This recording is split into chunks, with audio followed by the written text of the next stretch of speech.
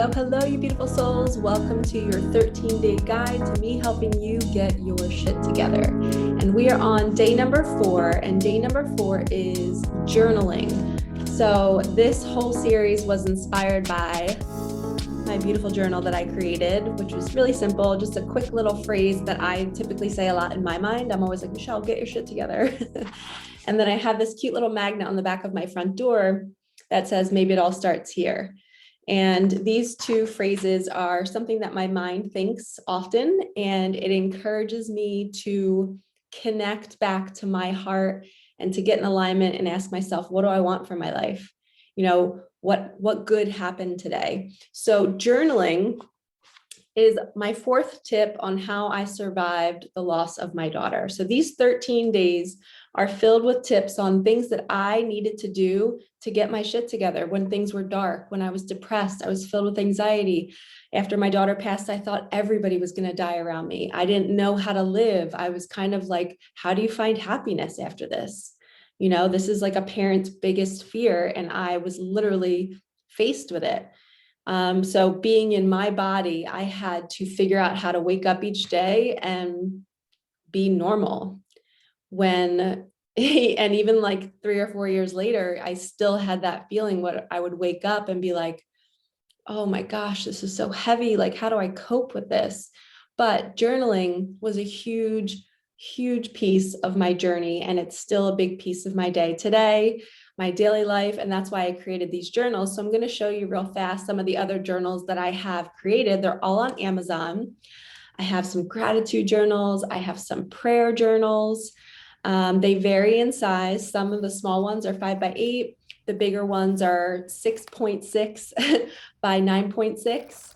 So you can kind of play with what size you like and the texture and the feel. I'm very much so a senses girl. So I love to like feel the covers of the books. I like to feel the thickness, and these journals are beautiful. They have a buttery texture. It's very soft, like silky, velvety. I can't describe it. It's like a velvety feel. They're waterproof. All of the journals have the same texture to them, but they're available on Amazon. So after you watch this video, if you feel like you really want to start your journaling journey, I highly recommend purchasing one of these journals for yourself. So let's get into how to journal. You know, some people might think like, all right, I have a book, I have a pen. What do I do? What do I write? And when you're in your sadness and when you're in your depression, you don't always want to write about that. You know, some people do. Some people do like what they call a brain dump, and you just write whatever you're going through. You can write all of your pain out. You can write your anger, your frustration, and be like, I can't believe this happened to me. Why would God or the universe do this to me? I want my daughter back. My journals are filled with, I call it my psychopath. You know, you read one page and then it's like happy Michelle on the next page. The next page is angry Michelle. And that's what grief is. You go through this balance of emotions. You know, 1 hour you're dancing in your living room. The next minute you're cooking dinner, you're on your knees crying for 20 minutes because the pain surfaces. Your body holds it and it allows it to come through sometimes when you least expect it, because you're open and free and you're not resisting it and constricting it. So sometimes your grief will come through in moments of joy, because that's when your body is open and free and you're just allowing. And it's like, ooh, this is the time I can get her. I can get this pain out of her body because she's letting me. And that's how grief works. I've also written an ebook about grief. It's called Navigating Grief and the Unknown. That will be live soon on Amazon. I'll make sure I link it below as this, you know, as the date moves on. I'll come back to this video and link it in case anybody's watching this not in real time. But some ways that, you know, I talked about a brain dump. You just write down what you're feeling. Other things that you can do. I made a list here for myself to read to you guys. I have highlights. You can write your highlights from the day, meaning like who lit you up, who made you feel good, what conversation did you have that kind of changed the course of your day, you know, what stranger held a door for you, what kids made you laugh. You relive the good. This is a huge piece of journaling, and I recommend doing this before bed. So when you get into your bed at night, have your journal on your lap, put your knees up, you know, you're writing on your knees and you're just like replaying all the good. And you can even do it with your partner and challenge your partner. And as you're laying in bed together, be like, what good thing happened to you today? You know, what helped you grow today? Maybe what's one thing that you want to change about tomorrow that happened today that you want to course correct. Did you feel good in your body today? Write that down. I felt so pretty, or I felt so handsome, or I really was strong for my woman today. And I protected her, and I made her feel safe. You just start writing the good. Okay. So that would be like your highlights. Then I have your meals. You can track your meals in your journal. It kind of helps you feel like you're, really taking inventory of what you're putting in your body. Your goals, you can write down like the things you want to accomplish. And sometimes when we're in our anxiety and we're in our depression, we don't have goals, and that's okay. There's a season for goal setting, and there's a season for doing nothing. And when you're in your grief, when you're in that sadness, darkness, whatever you would like to call it, you don't have to do anything. Okay. It's a season for it. There's going to be a season where you come out of it and you're really driven and you're like mission driven. You're like, I got to show up in the world. I got to do whatever I feel called to do. But when you're in your depression, there's a reason for it. You have to let it be there. You have to be on the couch, be in bed crying. But my goal in this video and all of these 13 videos is to get you to not stay in it for too long. Like there's a fine line between, okay, am I staying in this too long? Am I hindering my life in some way? If I were to die tomorrow, would I really want to stay in that depressed state 24 hours prior to it? Or maybe like 4 hours. And then for the remainder of the time, get out and do something, get your shit together and start making those last few hours amazing. I hope that makes sense. Because it really is a fine line. Like we are in control of our reality. So if we allow the depression to be there consistently, it will never leave. So at some point you have to feel the pain, ask yourself, all right, what is this? What am I going through? Let me allow it to be here. For me, it was the loss of my daughter. Okay, I'm sad. I cried about it for an hour or two. All right, now I got to get my shit together because I want to live life. And when you're in that foggy, clouded mindset, sometimes you don't know how to live life. And that's what these videos are for. So in that moment, you could get out your journal and start replaying the good things in your life. Start writing down a goal that maybe something that you want to do tonight, that might shift your mood. You could write down, track your moods and your anxiety. So you can see if your anxiety is heightened at a certain time of day, or maybe after you eat something, because sometimes anxiety is triggered by food. You could free write, like I talked about a brain dump I have.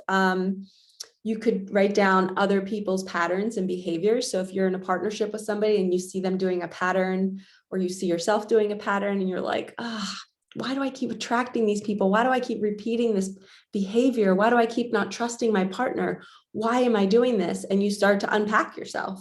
So your journal can be like your suitcase. You can open it up and just start writing all the shit that's in it, write it down and figure out what's been inside of you all this time. Let's unpack it. We have what's happening at work. You could write down places you want to go, things you want to share, but maybe not ready to share. Maybe there's like, you're needing to speak your truth in a partnership or with a family member, or maybe you're just finally needing to stand up to your dad in some sort of way. So maybe you just write a letter to him in your journal. There's so many different things you can write in these books. I put down signs and synchronicities, being able to track the universe. And if you got 5 signs on Tuesday, you can write that down. You can put that like Tuesday, the date. Oh my gosh, the universe sent me 5 signs today. What does this mean? And then all of a sudden on Thursday, you get like a big check in the mail and you can go back to your Tuesday. This is what I do. I'll go back and comment and say, fast forward 2 more days, you got a big check in the mail. Now you know that the signs were leading you to something. So that's how I learned to track the universe and manifestation signs, was through journaling. So I highly recommend that one, because then in your anxiety filled moments, say you had anxiety one day and then a big check came, or your dream partner showed up on your doorstep and you had anxiety the day before, well, you tracked it. So now you can look back and be like, oh my gosh, something really great, like your rainbow came after the storm. And you can be hopeful and keep the faith when that happens in the future. When you get that anxiety, you can be like, oh, this means something good's coming. I always say that anxiety is our body, it's like shaking us. It's like, hey, get excited, something good is coming. So it's really it's a fun way to shift your mindset around that fear, because your mind attaches the feeling. It wants to define the feeling. It's like the body feels shaky. Why does the body feel shaky? Oh, there must be a tiger chasing us and we must run. And then the blood starts rushing. And then we create this story that we're going to die. And then we have to tell our body that we're safe, take a few belly breaths, and then realize, ooh, my soul's shaking me for something because I didn't have any thoughts before I had that anxiety. All right, we have another thing that you can do in your journals is write down reminders like your to-do list. You could rip out the page, take a grocery store list with you. There's, as you know, we can use paper for so many different things. But when you are making the time, right, you're in your depression, you're in your anxiety, you're taking time to sit down with yourself, light a candle, put some music on, make it an experience and just start writing. You're connecting to your heart. You're checking in with yourself. Was I a good person today? What did I do? What do I need to work on? What food did I eat? Did I move my body today? It's like a complete, I'm going to kick ass in my life moment. And you're just writing it down, and you don't have to journal for 30 minutes. You can literally write as much as you want. There's no rules. That's why I made these journals blank, because I think we should all be intuitive. And some people like the guided journals where they have prompts and stuff, but I firmly believe that when we open up a page, we should let whatever wants to come through, come through. Because sometimes if we have prompts and we have questions, we're not really tuning into our body. We're answering the question. We're following what society has been conditioned. It's been conditioning us to do our whole lives. We have to follow rules. We have to follow the prompts. So I like a free spirit where you tune in and you say, okay, what am I feeling today? What does my pen want to write? And you just let it flow. So I hope this video helps you. I hope you start journaling, tracking your day, tracking the good in your day. My favorite list to make is a gratitude list. When we're in our gratitude, it shifts us out of our depression immediately. Actually, I should say laughter. Laughter is probably the quickest shift out of any kind of icky state. If you can find somebody to laugh with, that is going to be your first go-to. So be around people that bring you joy and make you smile. And then the next thing is gratitude, being like, okay, this bad thing is happening in my life. You know, for me, I lost my daughter, but what can I still be grateful for? I'm still here. I still have air in my lungs. I'm not sick. I can walk. I have legs. I have hands. I have food in my fridge. I have great friends. So you start to make your list in your journal and you keep going with that gratitude until you can't find another thing to be grateful for. And I bet you'd be journaling for like an hour because we have so many things that we can be grateful for. But when we're in that foggy state, we can't think clearly. We can't even see it. So we have to force ourselves to get our shit together, open up a damn book and start writing the good that is all around you. Do not choose to stay stuck in your grief, in your darkness. It's allowed to be here. Absolutely, 100%. What you've been through is so hard and is so tough, and I'm not diminishing it, but life is now and we need you here. We don't want you in a dark place. So use this tool to help you rediscover what it is you want for yourself. And one of the biggest things I didn't even mention, oh my goodness, I have at the end, it says, be mindful of how you write, meaning like, are you, when you see a trend of like 4 or 5 pages of like negative stuff, because you're just brain dumping and you're getting it out, be mindful of that and be like, oh my gosh, I've been only writing about the negative parts of my life, and then shift your thinking. So being mindful of the whole list that I just gave you and making sure you're getting like a good variety. But the last one, I keep saying it's last, but this will be the last one, is manifesting. What do you want to create for your life?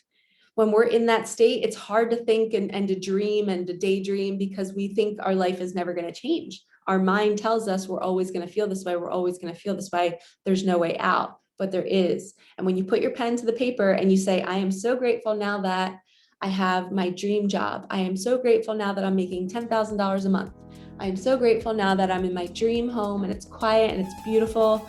I'm so grateful now that everybody in my family is healthy, and you just keep going. I am so grateful now that is the best manifestation statement you can journal to create a better reality for yourself when you're not in a good headspace.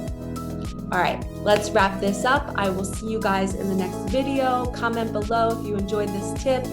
We are moving on to number 5. You'll get that video tomorrow. Like, comment, and subscribe. Hit the bell for notifications so you know when these videos are coming out.